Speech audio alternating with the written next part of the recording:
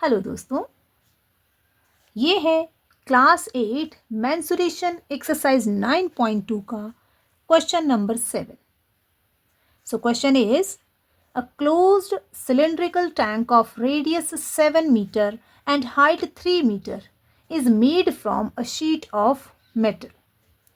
How much sheet of metal is required? So इस question में एक टैंक बनाना है मेटल की शीट से. तो कितने शीट की ज़रूरत पड़ेगी? इसके लिए हमें क्या फाइंड करना है?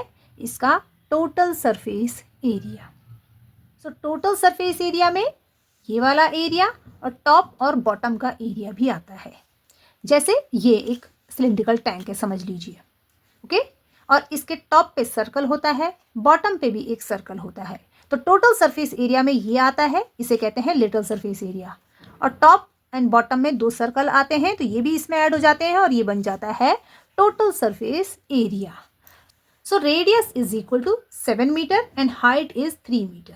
ओके, हाइट 3 मीटर है और ये जो रेडियस है, सर्कल जो बनेगा, उस सर्कल का रेडियस 7 मीटर है.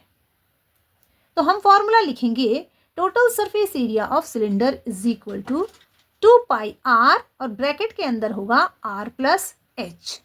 ये फॉर्मूला होता है टोटल सरफेस एरिया का. वैल्यूज पुट करेंगे. 2 मल्टीप्लाई बाय पाई. पाई की वैल्यू होती है 22/7 मल्टीप्लाई बाय आर की वैल्यू है 7, तो 7 लिखेंगे और ब्रैकेट के अंदर है r plus h. So r is 7 and h is 3. तो सबसे पहले हम क्या करेंगे?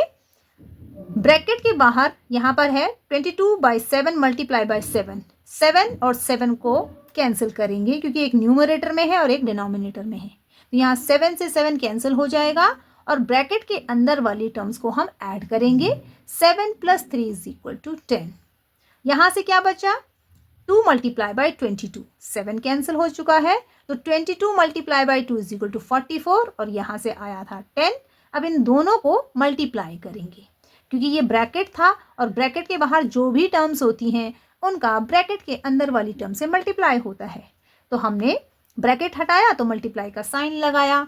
44 multiply by 10 is equal to 440. 44 का 1 से मल्टीप्लाई किया और 0 सीधे सीधे इसके सामने हमने लिख दिया. तो टोटल सरफेस एरिया आ गया सिलेंडर का 440 metre square. Means 440 metre square metal sheet की ज़रूरत पड़ेगी इस टैंक को बनाने में. नेक्स्ट है question number 8. The lateral surface area of a hollow cylinder is 4224 centimeter square. It is cut along its height and formed a rectangular sheet of width 33 centimeter. Find the perimeter of rectangular sheet. So इस question में आपको एक hollow cylinder का lateral surface area दिया गया है. Hollow cylinder जैसे कि ये है, ये एक हॉलो सिलेंडर है, मीन्स खोखला सिलेंडर. अब इसको कट किया गया इसके हाइट के अलोंग, मीन्स इस तरह से. जैसे हम इसे कट कर लेते हैं. जब हम इसे कट करेंगे तो ये एक रेक्टेंगुलर शीट में चेंज हो जाएगा और इस शीट का एरिया आपको दिया गया है. ओके, आपको हॉलो सिलेंडर का लेटरल सरफेस एरिया दिया था और इससे शीट बनी, मीन्स जो हॉलो सिलेंडर का लेटरल सरफेस एरिया था वही इस शीट का एरिया होगा. साथ में आपको बताया गया है इस शीट की विड्थ क्या है आपकी, मीन्स ये 33 सेंटीमीटर. तो आपको क्या निकालना है? इस रेक्टेंगुलर शीट का पेरीमीटर निकालना है आपको. ओके, सो पेरीमीटर के लिए आपको क्या चाहिए? विड्थ आपको 33 दी गई है, लेंथ आपको निकालनी है और लेंथ मिल गई तो आपको इसका पेरीमीटर इजीली मिल जाएगा. तो कैसे सॉल्व करेंगे? सबसे पहले लिखेंगे lateral surface area of cylinder is equal to 4224 centimetre square. ये आपको गिवन है. विड्थ ऑफ रेक्टेंगुलर शीट जो हमने शीट कट की है वो जाएगी 33 सेंटीमीटर. इसके बाद लिखेंगे area of rectangular sheet.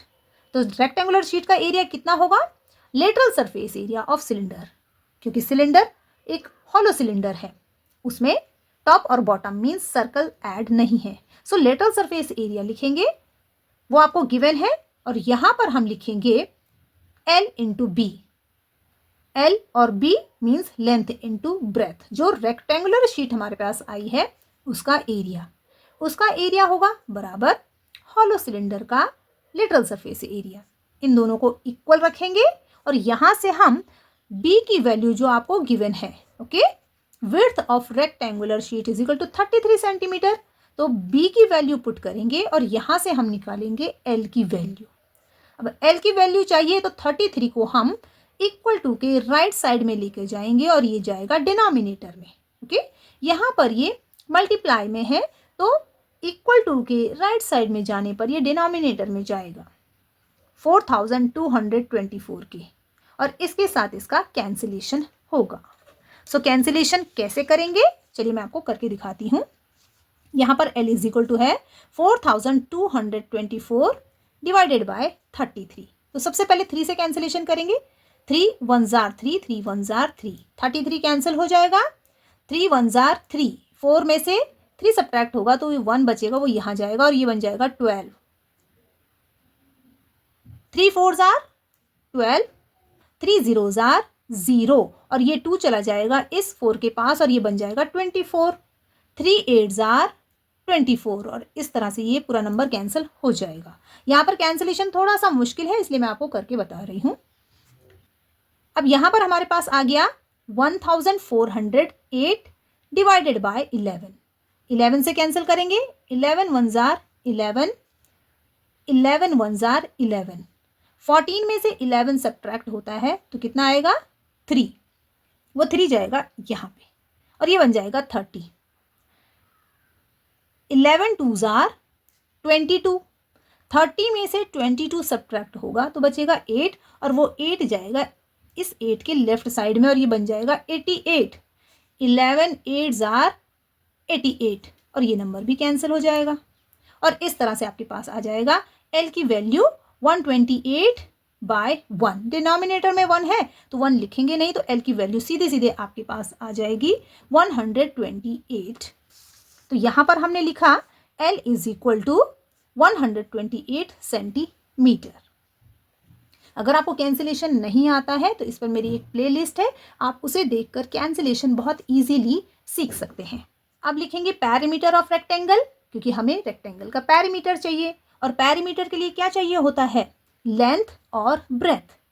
Breath आपको ये दी गई थी 33 सेंटीमीटर और लेंथ हमने यहाँ से फाइंड की है, तो फॉर्मूला लगाएंगे 2 multiply by L plus b, length plus breadth. दोनों की वैल्यूज पुट करेंगे। 128 प्लस 33 एडिशन आएगा 161 मल्टीप्लाई बाय 2। हमने ब्रैकेट खोल दिया है तो मल्टीप्लाई का साइन लगाएंगे। इन दोनों को मल्टीप्लाई करेंगे और मल्टीप्लिकेशन आ जाएगा 322 सेंटीमीटर।